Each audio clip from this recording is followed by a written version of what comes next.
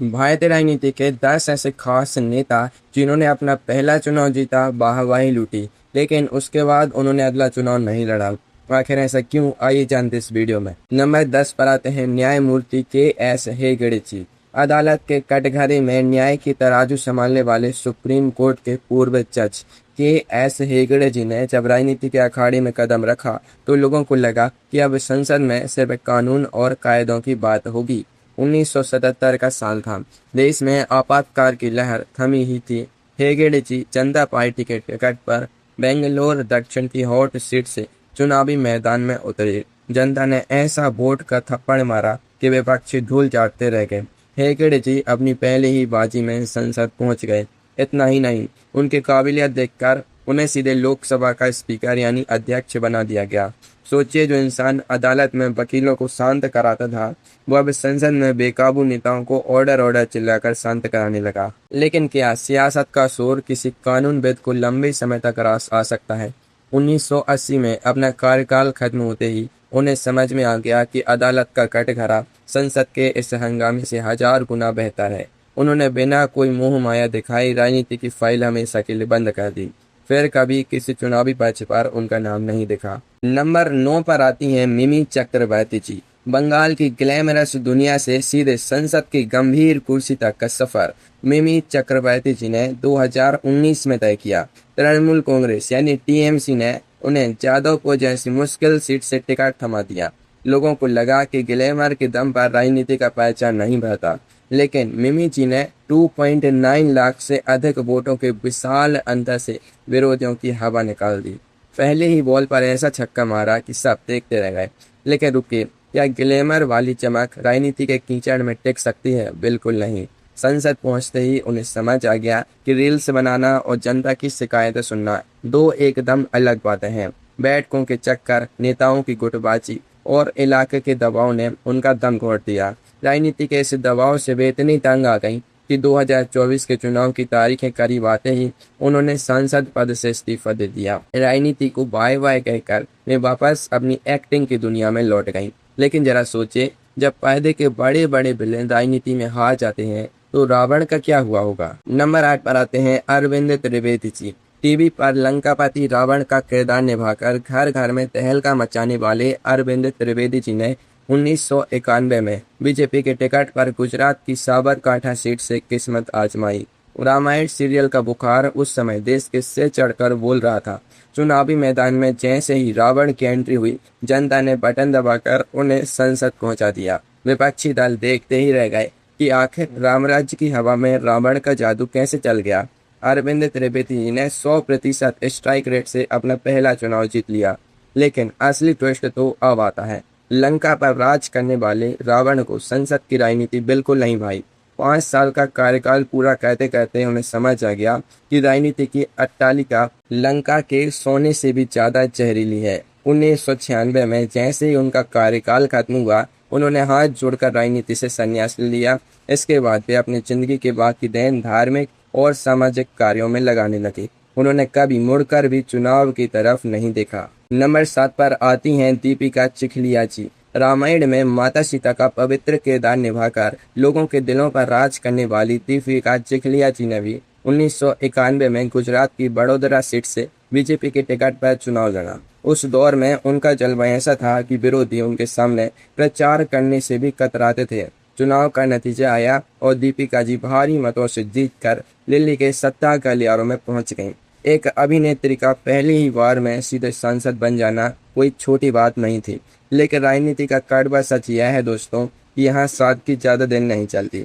5 साल तक सांसद रहने के बाद उन्हें एहसास हो गया कि संसद में डायलॉग बोलना नहीं, बल्कि जनता के तीखे सवालों के जवाब देना पड़ता है।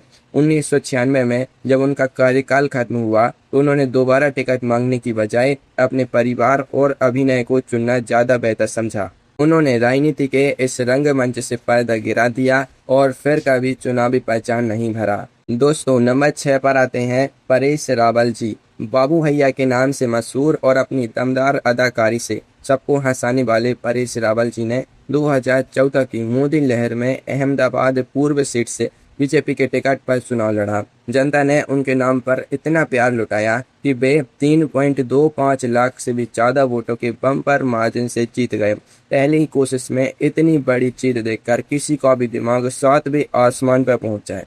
लेकिन बाबू भैया तो बाबू भैया है। वे सियासत के इस फर्जी बाड़ी को बहुत जल्दी ताड़ गए। 5 साल तक संसद में बैठने के बाद उन्हें ये समझ में आ गया कि यहाँ तो असली नौटंकी होती है, जिसके सामने थिएटर का ड्रामा भी फीका पड़ जाए। संसद का माहौल और राजनीति की उठापटक उन्हें इतनी रास नहीं आई कि 2019 के चुनाव से पहले ही उन्होंने सब कह दिया, मुझे माफ करो भाई, मुझे नाटक और फिल्में ही करने दो।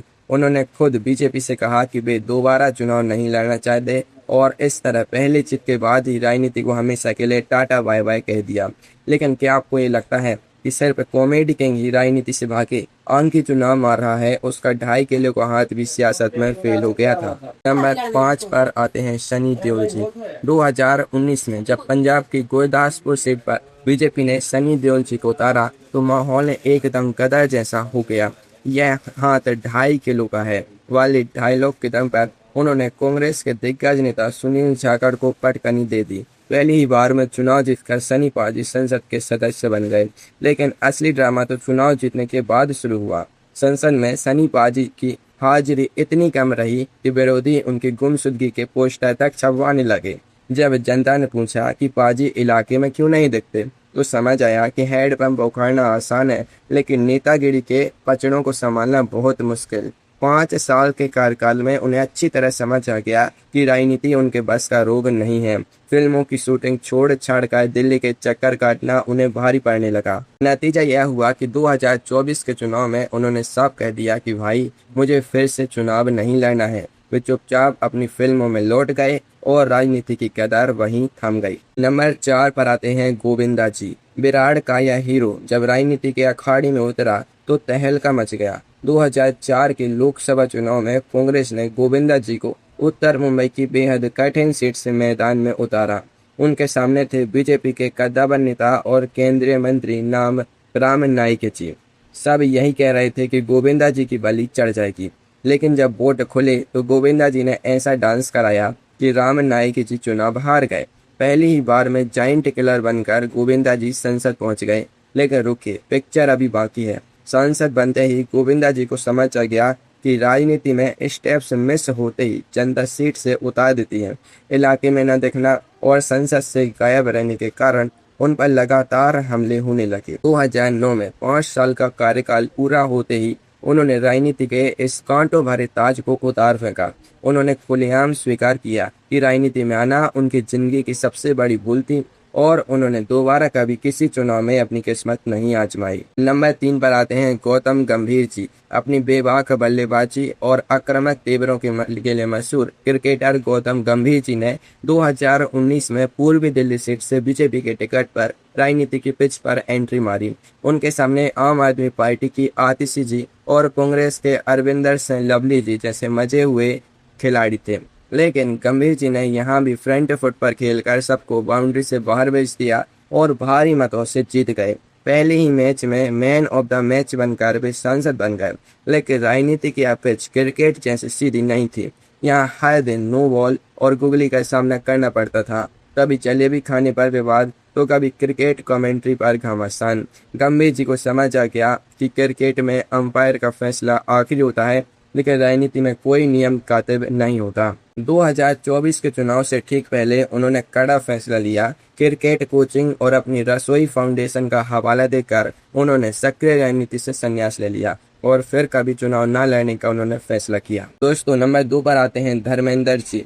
बॉलीवुड के ही मैन धर्मेंद्र जी ने 2004 में राजस्थान की बीकानेर सीट से बीजेपी के टिकट पर राजनीति के मैदान में कदम रखा। उनकी लोकप्रियता का आलम यह था दोस्तों कि उनके नाम पर ही वोटों की बारिश हो गई और वे अपना पहला चुनाव हंसते खेलते जीत गए। लेकिन दोस्तों, क्या एक असली ही में सियासत के झूठे वादों के बीच टिक सकता है? बिल्कुल नहीं। संसद पहुंचते ही धर्मेंद्र जी का दम घुटने लगा। संसद के नियमों और नेताओं की बयानबाजी से वे इतने परेशान हुए कि उन्होंने खुलेआम मीडिया में ये बयान दिया कि राजनीति उनके स्वभाव के अनुकूल नहीं है। वे कई महीनों तक संसद नहीं जाते थे और अपने फार्म हाउस पर समय बिताते थे। 2009 में अपना 5 साल का कार्यकाल जैसे तैसे पूरा करने के बाद उन्होंने कसम खा ली कि वे अब कभी चुनावी पर्चा नहीं भरेंगे। उन्होंने राजनीति को हमेशा के लिए अलविदा कह दिया और वापस अपनी खेतीबाड़ी और फिल्मों में लौट गए। अब दोस्तों नंबर 1 पर आते हैं बॉलीवुड के बिग बी अमिताभ बच्चन जी। 1984 की बात है। देश में इंदिरा गांधी जी की हत्या के बाद सहानुभूति की जबरदस्त लहर थी। ऐसे माहौल में बॉलीवुड के महानायक अमिताभ बच्चन जी ने अपने दोस्त राजीव गांधी जी के कहने पर राजनीति में कदम रखा। उन्हें इलाहाबाद यानी आज के प्रयागराज से कांग्रेस का टिकट मिला। उनके सामने खड़े थे उत्तर प्रदेश के पूर्व मुख्यमंत्री और राजनीति के चाणक्य कहे जाने वाले हेमवती नंदन बहुगुणा जी। सबने कहा कि अमिताभ जी का करियर खत्म हो जाएगा, लेकिन जब नतीजे आए तो भूचाल आ गया। अमिताभ बच्चन जी ने करीब 1,80,000 से भी ज्यादा वोटों के भारी भरकम अंतर से बहुगुणा जी को चुनाव में हरा दिया। पहली बार में उन्होंने भारतीय राजनीति का सबसे बड़ा धमाका कर दिया। लेकिन जरा रुकिए, क्या शहंशाह को राजनीति का ताज पसंद आया? 1987 आते आते बोफोर्स घोटाले में उनका नाम घसीटा जाने लगा। इस विवाद से अमिताभ बच्चन जी इतने आहत हुए कि उन्होंने सांसद पद से तुरंत इस्तीफा दे दिया। उन्होंने राजनीति को एक नाली और कीचड़ करार दिया जिसमें अच्छे इंसान का टिकना नामुमकिन है। इसके बाद उन्होंने कसम खा ली कि वे जिंदगी में दोबारा कभी किसी चुनाव के आसपास भी नहीं भटकेंगे। पहली ही बार में सबसे बड़ी जीत दर्ज करने के बाद राजनीति के इस तरह तौबा कर लेना इतिहास की सबसे बड़ी घटना बन गया। तो दोस्तों, इनमें से आपको किसकी कहानी सबसे ज़्यादा अच्छी लगी मुझे कमेंट में ज़रूर बताएं।